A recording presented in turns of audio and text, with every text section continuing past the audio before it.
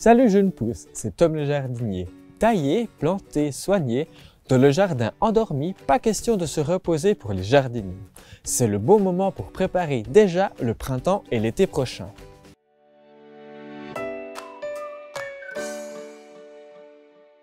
Froid, neige, comme tu peux le voir aujourd'hui, glace, sous les intempéries hivernales, la nature vit au ralenti, ce qui permet aux plantes de résister aux températures négatives. Bon nombre de végétaux jouent les morts avant de renouveau pour le printemps. Mais toi, ami jardinier, ne t'endors pas. La saison est propice aux gros travaux. Parfois stressant pour les plantes, je profite de cette période de repos, de végétation pour les planter, les transplanter, les tailler, même sévèrement, et appliquer des traitements radicaux. Les végétaux sans feuilles, surtout, toléreront les opérations bien plus radicales.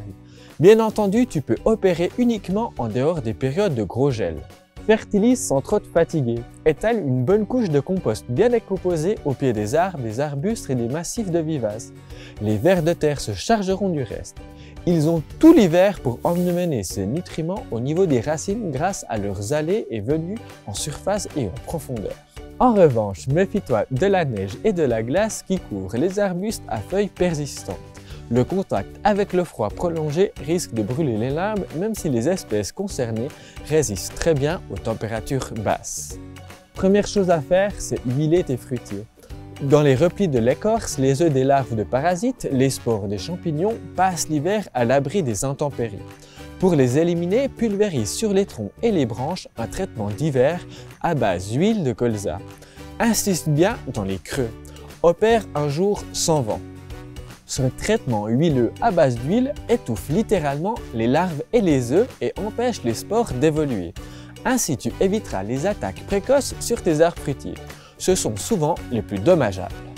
Deuxième chose à faire, élague tout ce qui gêne et qui pourrait casser avec la neige. Les coupes radicales, ce n'est pas dans mes habitudes. Mais quand il y a des grosses branches qui gênent, il faut bien les couper. Fais un petit trait à la scie sous la branche au ras du tronc, puis scie normalement en direction de l'encoche. Maintiens l'extrémité de la branche et l'autre avec la main. Avec une telle encoche, tu évites que la branche ne se casse lorsque tu as presque terminé de la couper. Si ton arbre est en bonne santé, pas besoin de couvrir la plaie avec du mastic. Alors que s'il est un peu faible, lisse la plaie avec une serpette et étale du mastic au centre sans déborder sur les côtés. Troisième chose à faire, si comme moi tu aimes les rosiers, c'est protéger les greffes. Le point de greffe des rosiers buissons est très sensible au froid. C'est un renflement qui se trouve à la base du rosier. Remonte la terre en faisant un petit monticule pour couvrir pendant l'hiver. Les régions froides, vous pouvez ajouter une bonne couche de feuilles mortes. Petit rappel, un rosier greffé est constitué de deux éléments. Un porte-greffe, c'est une variété robuste qui constitue les racines et parfois le tronc pour les rosiers tiges. Et le greffon qui produira les fleurs. Le point de greffe est l'endroit où les deux parties sont soudées. Cette jonction est obtenue artificiellement, elle est donc fragile pour le reste du rosier.